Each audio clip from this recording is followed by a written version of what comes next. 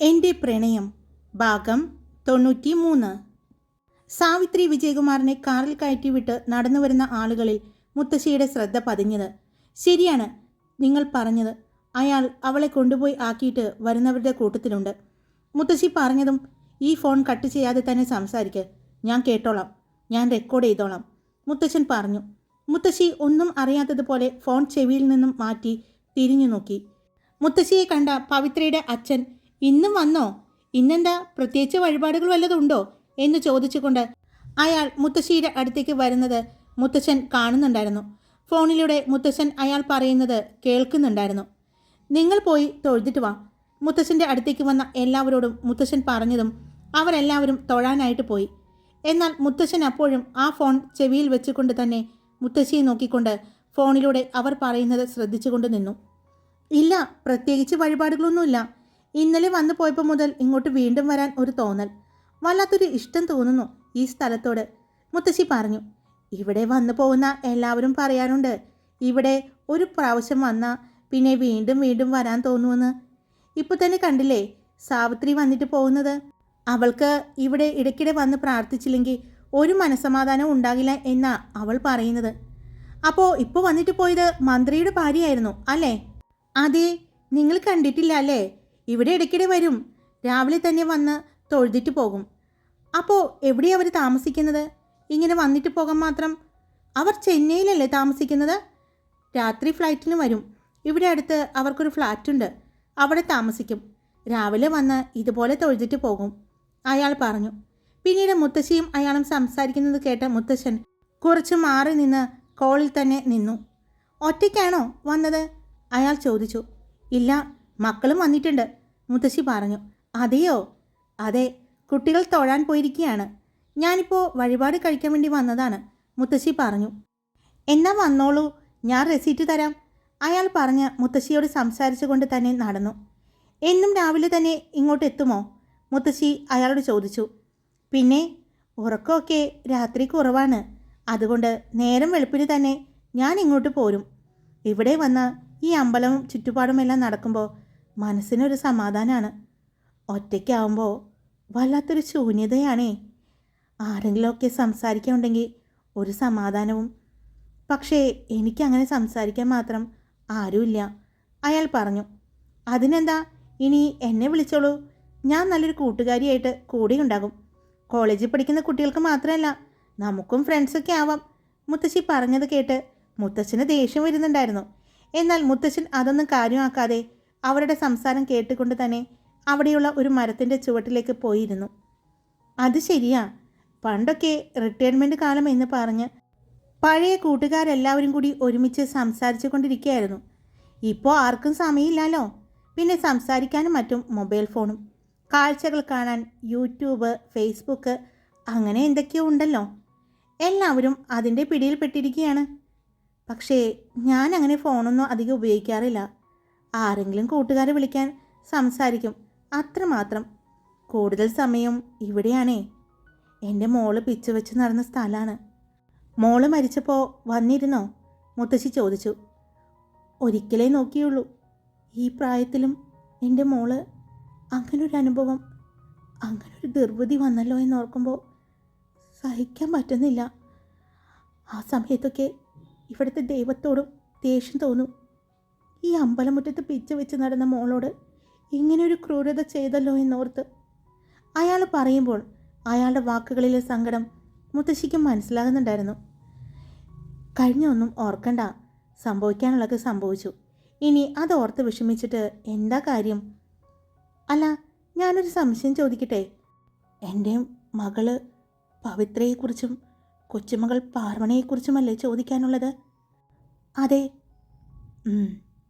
നിങ്ങൾ കേട്ടിട്ടുണ്ടാവും, കുറച്ചുനാൾ മുമ്പ് റേപ്പ് ചെയ്യപ്പെട്ട് മരണപ്പെട്ട കുട്ടികളിൽ ഒരാൾ എൻ്റെ കൊച്ചുമകൾ പാർവണയാണ്, പിന്നെ മകൾ പവിത്രയും. അയാൾ പറഞ്ഞതും മുത്തശ്ശിക്ക് അറിയാമായിരുന്നുവെങ്കിലും മുത്തശ്ശി അത് ആദ്യമായിട്ട് കേൾക്കുന്ന ഒരു ഞെട്ടലോടെ അയാളുടെ മുഖത്തേക്ക് നോക്കി. സത്യ ഞാൻ പറഞ്ഞത്. അപ്പോൾ പവിത്രയുടെ ഭർത്താവ്, പാർവണയുടെ അച്ഛൻ, അയാൾ എവിടെയാണ്? മുത്തശ്ശി ആകാംക്ഷയോട് ചോദിച്ചതും അയാൾ കുറച്ചു നേരം ഒന്നും മിണ്ടാതെ ഇരുന്നു. ബുദ്ധിമുട്ടാണെങ്കിൽ പറയണ്ട കേട്ടോ, ഞാൻ വെറുതെ ഒരു ആകാംക്ഷയോടെ ചോദിച്ചതാണ്.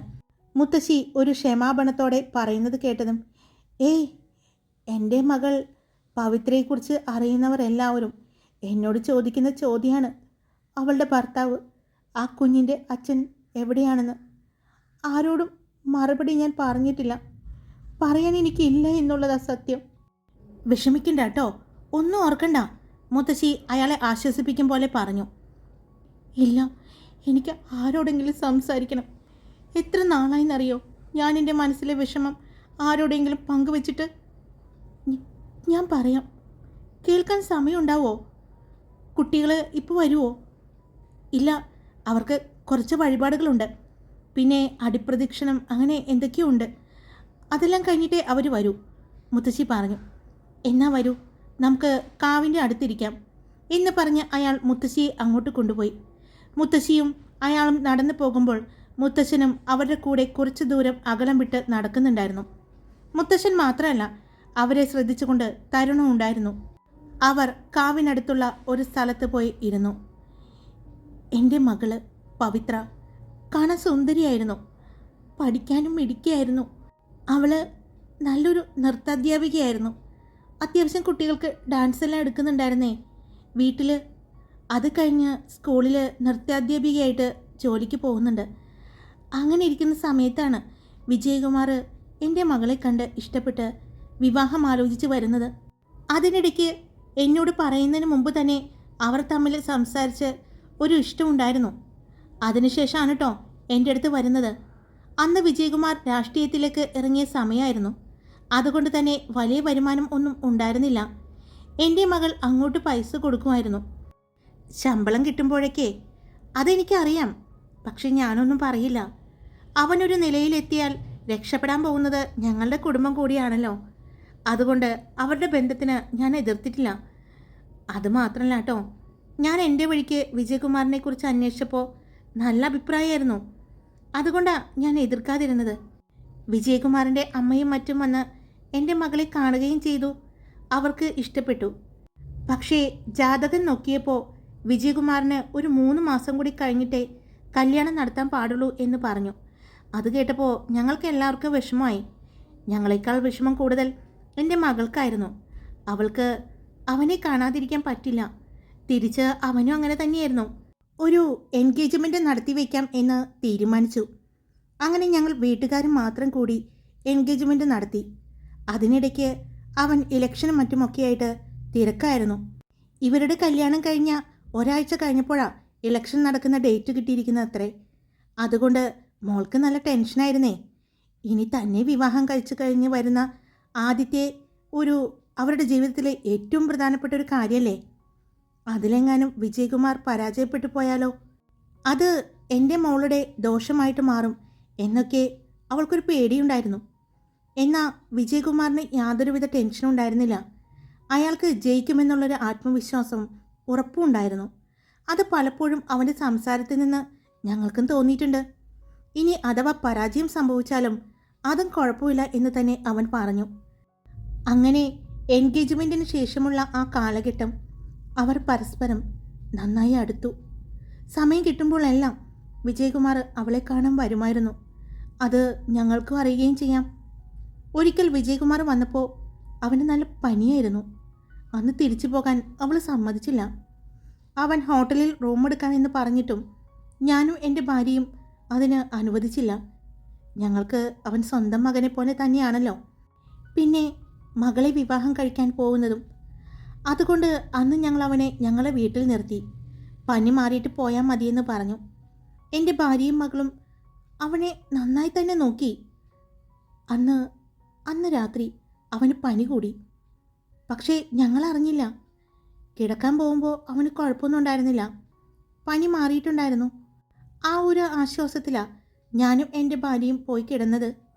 പക്ഷേ അവൻ്റെ പനിയെക്കുറിച്ച് ഓർത്ത് അന്ന് എൻ്റെ മോള് അവളിടയ്ക്കിടെ അവനെ വന്ന് നോക്കുമായിരുന്നു. അങ്ങനെ വന്നപ്പോഴാണ് അവൾ നല്ല പനിയാണെന്ന് അറിയുന്നതേ. ആ രാത്രി എൻ്റെ മകള് അവന് കൂട്ടിയിരുന്നു. നേരം വെളുത്തപ്പോൾ തനിക്കൊരു ആശ്വാസം കിട്ടി. അവൻ കണ്ണു തുറക്കുമ്പോൾ കാണുന്നത് അവനോട് ചേർന്ന് കിടക്കുന്ന എൻ്റെ മകളെയാണ്. അന്ന് അന്ന് അവർ രണ്ടുപേരും തമ്മിൽ എല്ലാ അർത്ഥത്തിലും ഒന്നായി. അതൊന്നും അറിയാതെ ഞാൻ എൻ്റെ ഭാര്യയും ആ വീട്ടിലുണ്ടായിരുന്നു. പിന്നീട് അവർ തമ്മിൽ പലപ്പോഴും അങ്ങനെ ഒരു ബന്ധമുണ്ടായി. ഞങ്ങൾ അറിഞ്ഞില്ല. വിവാഹ ദിവസം അടുത്തു. ഞങ്ങളെല്ലാവരും സന്തോഷത്തിലായിരുന്നു. ഞങ്ങളെക്കാൾ സന്തോഷം വന്ന് വിജയകുമാറിനായിരുന്നു. ഇലക്ഷനും വിവാഹവും എല്ലാം അടുപ്പിച്ചടുപ്പിച്ച് വന്നിട്ടും വിജയകുമാർ അതെല്ലാം ഒരു പുഞ്ചിരിയോടെ നേരിടുന്നതാണ് ഞങ്ങൾ കണ്ടത്. അങ്ങനെ ഇവിടെ ഈ അമ്പലത്തിൽ വെച്ച് അവർ രണ്ടുപേരും വിവാഹിതരായി. അതും ഒരുപാട് ആളുകളെയൊന്നും വിളിച്ചില്ല. കാരണം അവൻ ഇലക്ഷന് നിൽക്കുകയാണല്ലോ. അപ്പോൾ അതൊരു വലിയ പബ്ലിസിറ്റി ആക്കണ്ടെന്ന് വിചാരിച്ചു. ഞങ്ങൾ വീട്ടുകാരും മാത്രമായിട്ടുള്ള ഒരു ചടങ്ങ്. വിവാഹം കഴിഞ്ഞ ഉടൻ തന്നെ മകളെയും കൊണ്ട് അവൻ നാട്ടിലേക്ക് പോയി. ഇലക്ഷനും വാർത്തകളുമായിട്ട് അവൻ തിരക്കായിരുന്നെങ്കിലും അവളുടെ കാര്യങ്ങളെല്ലാം അവൻ നോക്കുമായിരുന്നു. അതുകൊണ്ട് എൻ്റെ മകൾക്ക് അവനെക്കുറിച്ച് ഒരു പരാതിയും ഉണ്ടായിരുന്നില്ല. അങ്ങനെ ഇരിക്കുമ്പോഴാണ് ഇവിടെ നിന്നും സാവിത്രി പഠനവുമായിട്ട് അവരുടെ അടുത്തേക്ക് പോകുന്നത്. അവിടെയുള്ളൊരു കോളേജിലാണേ അവൾക്ക് അഡ്മിഷൻ കിട്ടിയത് എന്ന് പറഞ്ഞു. അതുകൊണ്ട് കൂടെ അവളെ നിർത്താൻ എന്ന് പറഞ്ഞ് പവിത്രിയാണ് അവളെ അങ്ങോട്ട് കൊണ്ടുപോയത്. ഇലക്ഷൻ ഭംഗിയായി തന്നെ നടന്നു. റിസൾട്ടും വന്നു. അതിൽ വിജയകുമാർ ജയിച്ചു, മന്ത്രിയുമായി.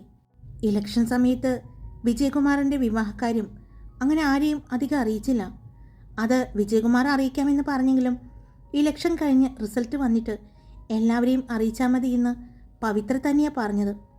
അതിനവൾ പറഞ്ഞൊരു കാരണം ചെറുപ്പക്കാരായ പെൺകുട്ടികളുടെ വോട്ട് കിട്ടാതിരിക്കേണ്ട എന്നായിരുന്നു. പിന്നീടും മന്ത്രിയായതിനു ശേഷം മന്ത്രിമന്ദിരത്തിലേക്ക് താമസം മാറ്റാൻ നിന്ന ആ സമയത്ത് എൻ്റെ ഭാര്യയ്ക്ക് വയ്യാതാവുന്നത്. അതറിഞ്ഞതും പവിത്ര നാട്ടിലേക്ക് വന്നു. എന്നാൽ സാവിത്രി അവളുടെ ക്ലാസ് കളയണ്ടെന്ന് പറഞ്ഞ് അവളെ അവിടെ നിർത്തി. പക്ഷേ വിജയകുമാറും എൻ്റെ മകളും എല്ലാ ദിവസവും വിളിക്കും. എത്ര തിരക്കാണെങ്കിലും അവൻ അവളെ വിളിക്കാതിരിക്കില്ല. അത്രയും സ്നേഹമായിരുന്നു അവൻ എൻ്റെ മകളോട്. അങ്ങനെ ഒരാഴ്ചക്കാലം അവളിവിടെ നിന്നു. അവളുടെ വിഷമം കണ്ടപ്പോൾ ഇനിയും അവളെ ഇവിടെ നിർത്തി ബുദ്ധിമുട്ടിക്കണ്ട എന്ന് കരുതി ഞങ്ങൾ തിരിച്ച് അവളെ വിജയകുമാറിൻ്റെ അടുത്തേക്ക് വിട്ടു. അന്ന് അവിടെ ചെന്നിറങ്ങിയ എൻ്റെ മകള് പിറ്റേ ദിവസം രാവിലെ തന്നെ തിരിച്ചു വന്നു. അന്ന് വന്നപ്പോൾ ഇവിടെ നിന്നും സന്തോഷത്തോടെ പോയ എൻ്റെ മകളല്ലായിരുന്നു തിരിച്ചു വന്നപ്പോൾ ഞങ്ങൾ കണ്ടത്. അവളിലെ മാറ്റം എന്നെയും എൻ്റെ ഭാര്യയെയും വല്ലാതെ വേദനിപ്പിച്ചു. വിജയകുമാർ കുറേ പ്രാവശ്യം അവളെ വിളിച്ചു. അവൾ ഫോൺ എടുക്കാതായി. അവസാനം അയാൾ ഇവിടെ വന്നു. അന്ന് എൻ്റെ മകൾ അവനോട് പറഞ്ഞത് വിവാഹമോചനം വേണമെന്നായിരുന്നു.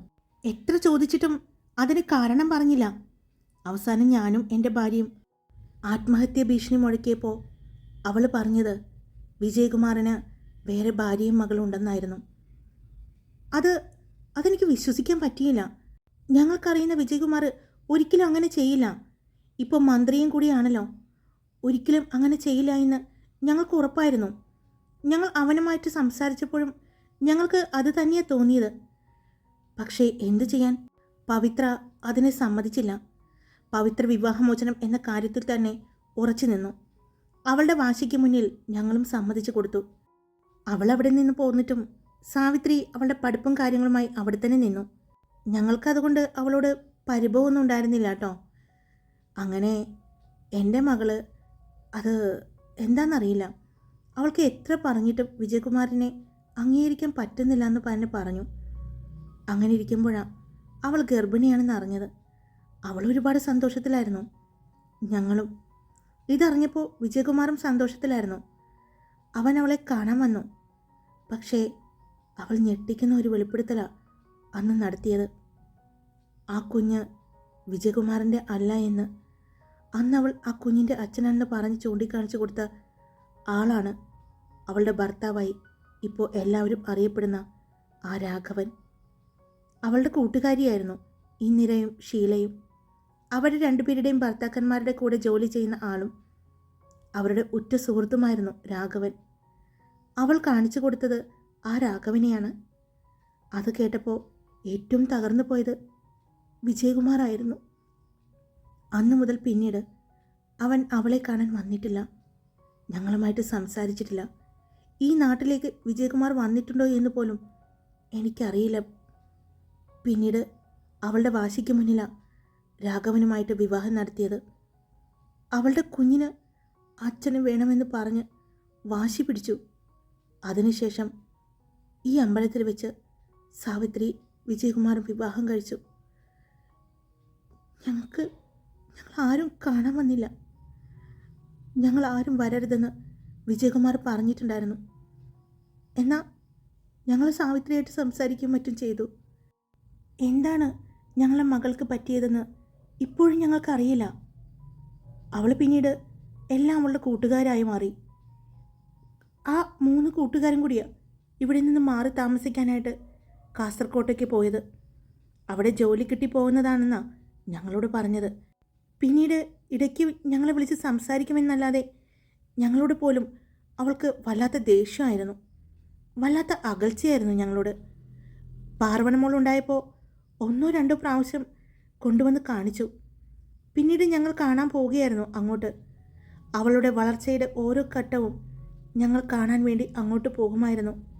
പിന്നീട് അറിഞ്ഞു അവർ അവരുടെ ഭർത്താക്കന്മാരെ ഒരുപോലെ 3 പേരും ഉപേക്ഷിച്ച് ഒറ്റയ്ക്ക് ജീവിക്കാൻ തുടങ്ങിയെന്ന്. ഞങ്ങൾ പിന്നെ അവരുടെ കൂടെ തന്നെ നിന്നു, അവരുടെ ഇഷ്ടത്തിന്. കാരണം ഒറ്റയ്ക്കല്ലേ ഞങ്ങളുടെ മക്കൾ, അവരെ സഹായിക്കാൻ ഞങ്ങളല്ലാതെ ആരാ ഉണ്ടാകുക എന്നൊക്കെ വിചാരിച്ച് കൂടെ തന്നെ നിന്നു. അങ്ങനെയാണ് ഇങ്ങോട്ട് അവരെ കൊണ്ടുവന്ന് താമസിപ്പിക്കുന്നത്. വീട്ടിൽ നിൽക്കാൻ പറ്റില്ല എന്ന് പറഞ്ഞത് കൊണ്ട് ഞങ്ങൾ ഒരു വീടെടുത്ത് കൊടുത്തു. പിന്നീട് ഒരു ദിവസം പാർവണമോള് എന്നെ കാണാൻ വന്നിരുന്നു. ഒരാളെ ഇഷ്ടമാണെന്ന് പറഞ്ഞാൽ വന്നത്. അന്ന് സാവിത്രിയും വന്നിരുന്നു. അന്ന് അവരുടെ സംസാരത്തിൽ നിന്ന് എനിക്ക് മനസ്സിലായത് പാർവണമോളും സാവിത്രിയും തമ്മിൽ സംസാരിക്കാറുണ്ട് എന്നാണ്. അത്രയ്ക്ക് അടുപ്പത്തോടെ സംസാരിക്കുന്നു. കണ്ടപ്പോൾ എനിക്ക് അങ്ങനെ തോന്നിയത്.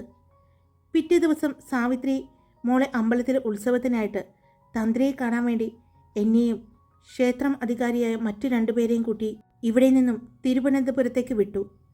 പിറ്റേ ദിവസം പാർവണമോളെ ഒരു പയ്യൻ ഇവിടെ വന്ന് താലി കെട്ടിയെന്ന് ഞാൻ അറിഞ്ഞത്.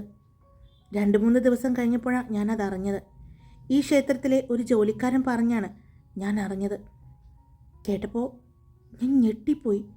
അതിനെപ്പറ്റി ഞാൻ പാർവണയോട് സംസാരിച്ചു. അമ്മയ്ക്ക് അറിയില്ല എന്നും പഠനം കഴിഞ്ഞിട്ട് അമ്മയോട് പറയാമെന്നും അവൻ പറഞ്ഞുവെന്ന്. അവൻ പുറത്തേക്ക് പോകുന്നത് കൊണ്ടാണ് ഒരു ഉറപ്പിന് വേണ്ടിയാണ് വിവാഹം നടത്തി വെച്ചതെന്നൊക്കെ എന്നോട് പറഞ്ഞത്. അത് കഴിഞ്ഞ് 2 ആഴ്ച കഴിഞ്ഞ മോളുടെ മരണവാർത്ത ഞാൻ കേൾക്കുന്നത്. അയാളത് പറയുമ്പോഴേക്കും കരഞ്ഞു പോയിരുന്നു. എന്ത് പറയണം എന്നറിയാതെ മുത്തശ്ശനും ഇതെല്ലാം ഫോൺ കോളിലൂടെ കേട്ട് പാർക്കിങ്ങിൽ ഉണ്ടായിരുന്നു.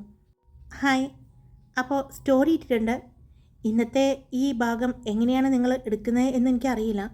ഇതിലൂടെ ആ 3 പെൺകുട്ടികളുടെയും യഥാർത്ഥ കൊലപാതകിയുടെ അടുത്തേക്ക് നമ്മൾ എത്തുകയാണ്, അധികം താമസിയാതെ തന്നെ.